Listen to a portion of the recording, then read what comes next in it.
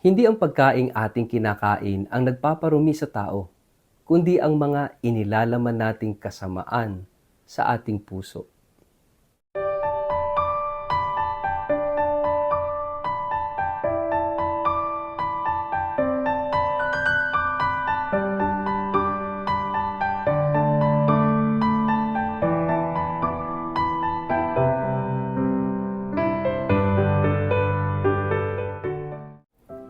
Ang mabuting balita ng Panginoon ayon kay San Marcos.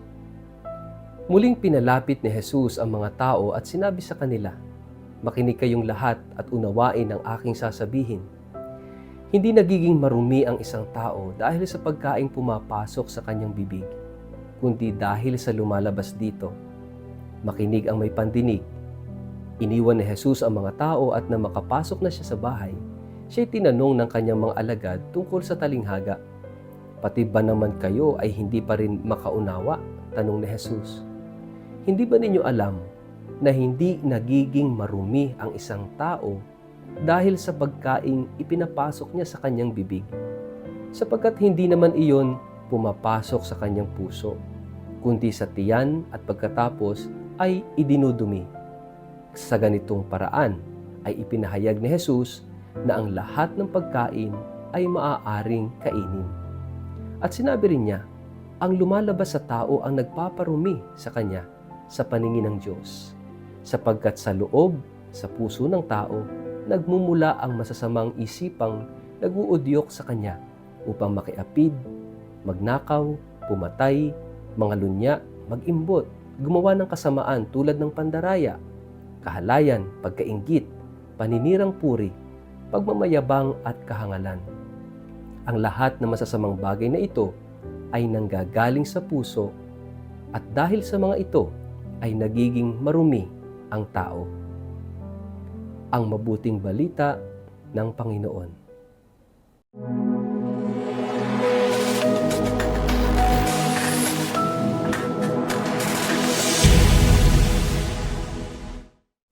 Mapagpalang araw po sa inyong lahat. Kumusta po kayo? Ang atin pong word of the day ay purity.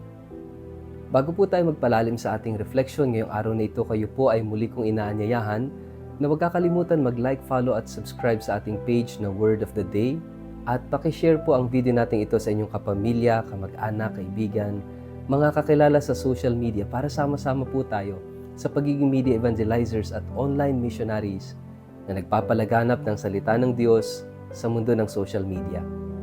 Mga kapatid, paki-follow na rin po ako sa YouTube at sa Instagram. Ang mga Hudyo, ang mga Israelita ay napakahigpit sa pagpapatupad ng law of purity, yung batas sa kalinisan. And mostly, yung kalinisan na tinutukoy dito is ritual purity, ritualistic, no? You have to observe the rituals in order for you to be purified. At kapag narumihan ka, you have to undergo long process of purification. At ito yung ayon sa batas ni Moises. To the point na naging rigid ang mga scholars of the law, ang mga Pariseo, sa pagpapatupad ng batas na ito.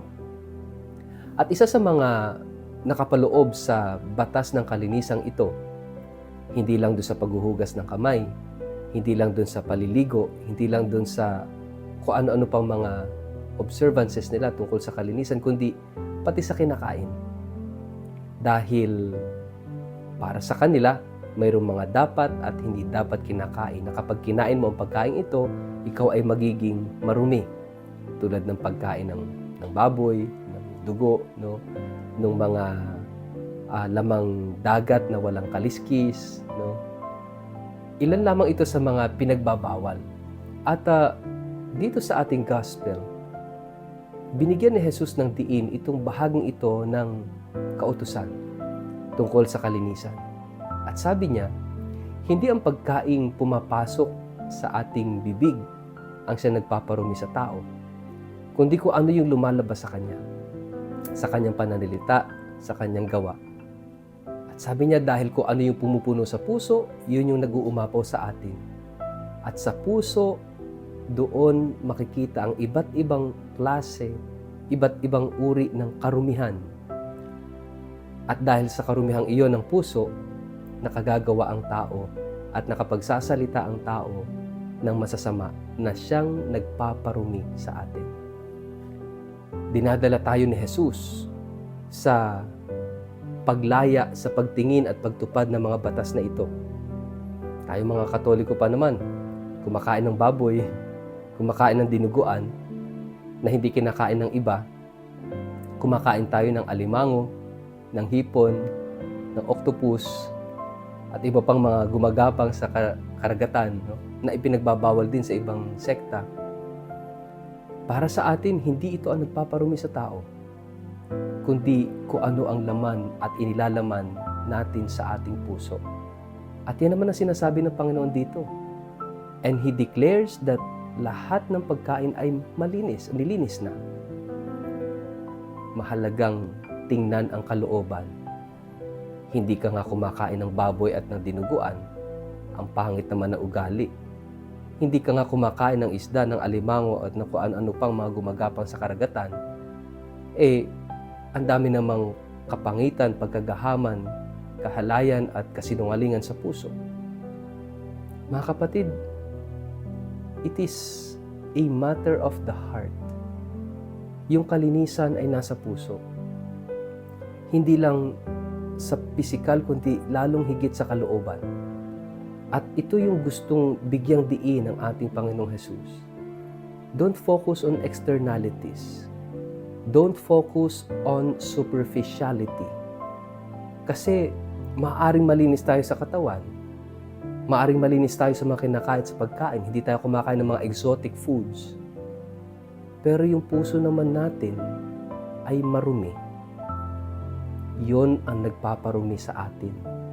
Kung ano yung inilalagay nating kasamaan at kasalanan sa puso. Kaya pwede ba? Huwag na tayong magmalinis. Huwag tayong maglinis-linisan dahil sa mga bawal kainin, dahil sa mga ritual o sa mga external things na nililinis natin. And then, people will say, malinis ito. No? Ang Diyos ang nakakakita ng ating puso. Ang Diyos ang nakakaalam kung ano ang nasa ating kalooban. Kahit ituring ka ng mga tao sa paligid mong malinis ka, pero alam ng Diyos kung ano ang nasa puso mo. Mga kapatid, huwag maglinis-linisan. Alam ng Diyos ang lahat. Wala tayong kayang ikubli at itago sa Diyos.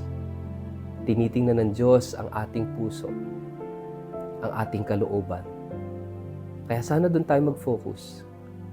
Hindi doon sa mga kinakain lang, hindi doon sa mga ritual lang. Ano ang dapat nating inilalaman sa ating kalooban, sa ating puso, sapagkat kung anong laman ng ating puso, ito yung lalabas sa ating salita at sa ating gawa. Hilingin natin sa Diyos, hilingin natin kay Jesus na pumasok siya sa puso natin. Papasukin natin siya. At kapag pinapasok natin si Jesus sa ating puso, lilinisin ni Jesus ang pusong yan mula sa mga hindi dapat at hindi magaganda at hindi mabubuti. Mga kapatid, focus sa puso. Tingnan mo yung puso mo. Ano ba yung inilalaman mo? Kung wala pa si Jesus dyan, kung wala ang Diyos dyan, sigurado marumi yan. Dahil si Jesus lamang, ang Diyos lamang, ang kayang makapaglinis ng ating mga puso at kalooban. Tanggapin si Jesus. Huwag matakot. Handa siyang maglinis.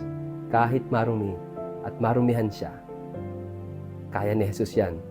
Kahit gaano kahirap linisin yan, kaya niya yan. Basta tanggapin lang natin siya sa ating puso. Sa ngalan ng Ama at ng Anak at ng Espiritu Santo. Amen. Ama naming Diyos, papasukin mo si Jesus sa aming puso. Bigyan mo kami ng lakas na buksan ang aming kalooban at makita ang mga dapat ayusin at linisin at baguhin sa amin sa pamamagitan ng iyong grasya at presensya. Amen. Pagpalain po kayo at ingatan ng makapangyarihang Diyos, Ama at Anak at Espiritu Santo. Amen.